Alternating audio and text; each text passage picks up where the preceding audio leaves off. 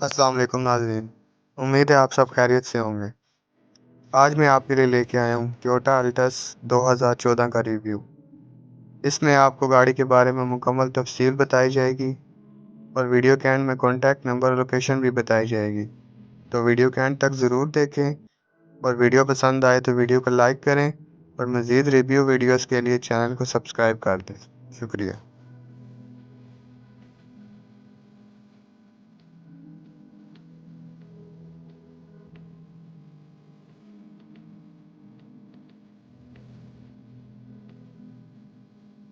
जी तो नाज़रीन, गाड़ी है टोयोटा अल्टस 1.6 SR।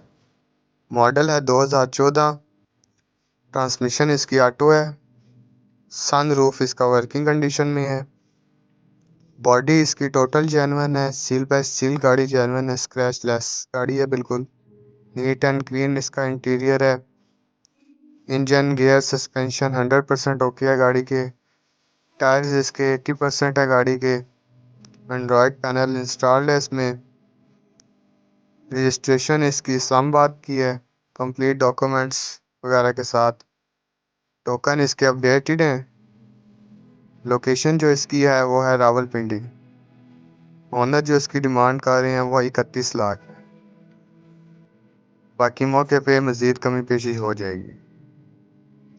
तो आएँ गाड़ी चेक करें, गाड़ी पसंद करें और अपनी ऑफ़र दें। शुक्रिया।